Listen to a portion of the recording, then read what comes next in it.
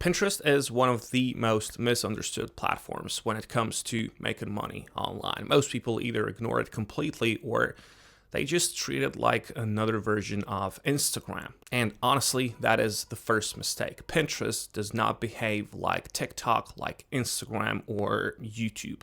People are not really there for entertainment. They're there to search for ideas, to save things for later, and eventually buy stuff. There's a certain buyer intent there. That's why Pinterest is actually interesting from a business perspective.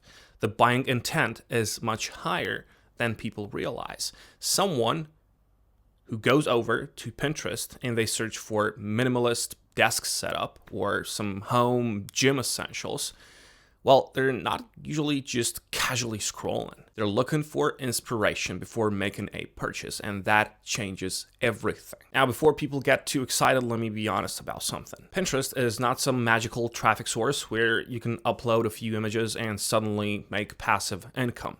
The opportunity is real, but just like every other platform, it only works if you understand how people actually use it and if you're willing to stay consistent long enough. The good thing is that Pinterest is way less competitive than platforms like TikTok right now, especially for beginners. A TikTok video can disappear in 24 hours if it doesn't perform immediately. Pinterest content, on the other hand, works differently because pins can continue getting traffic for months or even years through search. That's one of the biggest reasons people still make money there consistently. The first thing you need to understand is that Pinterest is basically a visual search engine. Think about how people use Google. They search for solutions, for ideas, for products, for inspiration, and Pinterest works very similarly, except visually. That's why niches matter so much here. Some niches naturally attract buyers, while others don't really monetize well. One of the easiest ways to validate a niche is honestly just using the Pinterest search bar itself.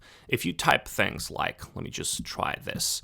So here on the search, if you type things like gym essentials, or you search for desk setup ideas, or skincare routine, or outfit inspiration, or home office decor, and you immediately see shopping style pins like these here, even the prices are here. Well, this is a sign, a strong sign that there is money in that niche. Pinterest is showing those results because people are already buying in those categories.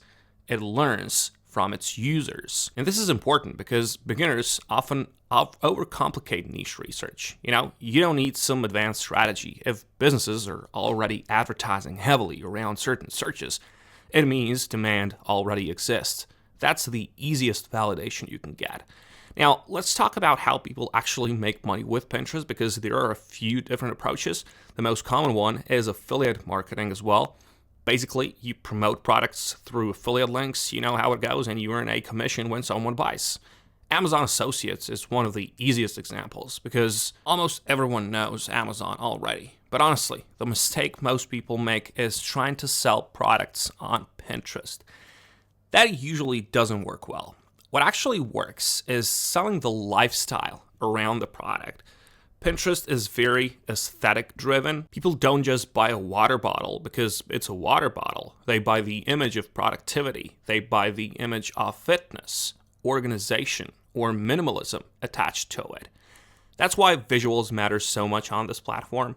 Ugly screenshots or lazy images usually fail.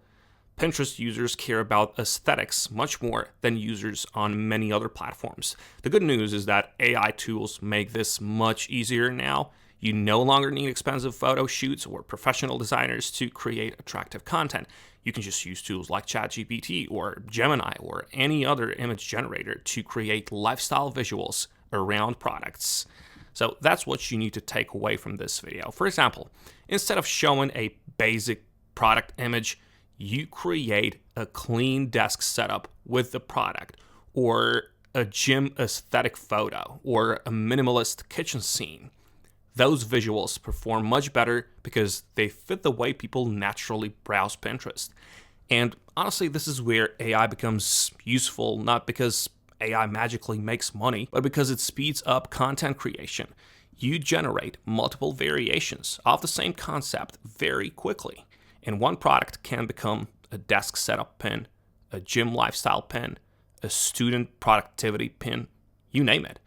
Now, suddenly, you have a small content library instead of one single post. Also, Pinterest's traffic is highly underrated. Just have a look at this. This is happening each month on the platform. This is good to know. Now, another thing that makes Pinterest interesting is that you don't necessarily need a blog anymore.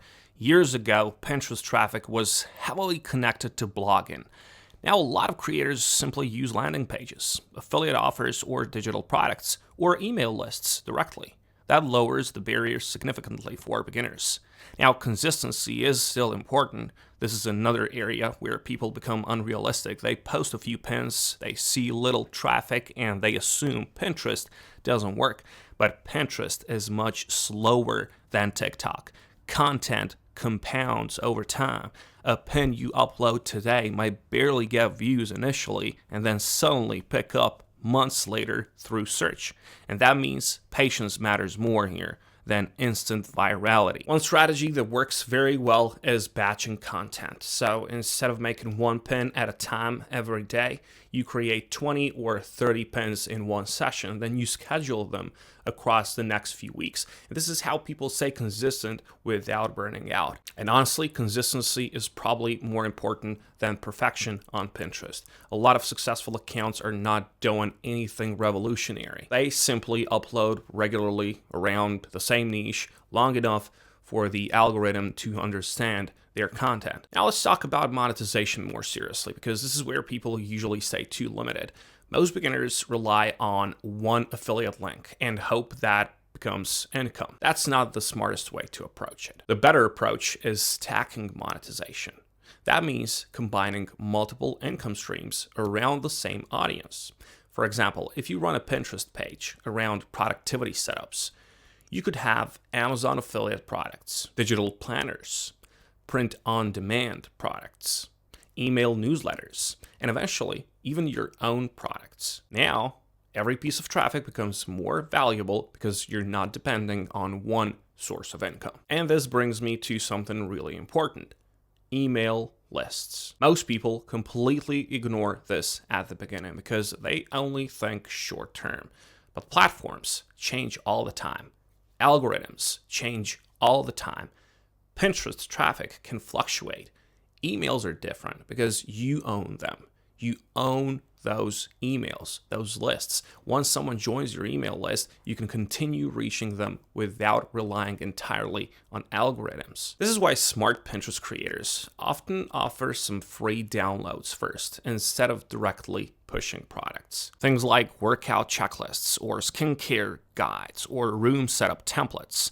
People give their email in exchange, and then the creator promotes products later through automated emails. And that's much more powerful long-term than relying on random clicks.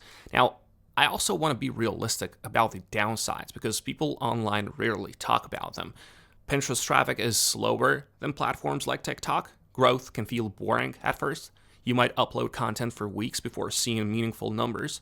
And if you expect instant dopamine and viral growth, you will probably quit too early. The second issue is that Pinterest rewards aesthetics heavily. If your content looks lazy, it usually gets ignored. That means even though AI helps, you still need some level of taste and consistency in your visuals. And finally, Pinterest is not fully passive. People love using the word passive income lately, but realistically, every online business requires maintenance. You still need to create content. You still need to test ideas, improve visuals, optimize keywords. The difference is that Pinterest content tends to have a much longer lifespan than short-form content on other platforms. So if I had to summarize the realistic opportunity with Pinterest, it's this. Pinterest works well for people who are patient, organized, and willing to build systems instead of chasing viral moments. It's not the fastest platform, but it's one of the few platforms where beginner content can continue bringing traffic along after it's posted. And honestly, that's why some people quietly make very good money, while everyone else is distracted by faster moving platforms. The people succeeding with Pinterest are usually not trying to become influencers. They're building traffic systems around buyer-focused niches, creating aesthetic content consistently, and stacking multiple monetization methods together over time. That's the real game with Pinterest. Not quick money, not overnight success, just consistent traffic, buyer intent, and long-term compounding. So if you think you've got the stomach for it, if you're patient enough for it, go ahead, and I wish you good luck. If not, well, there's a lot of other platforms and a lot of other ways to make money with. So yeah, wish you good luck, and I'll catch you in the next one.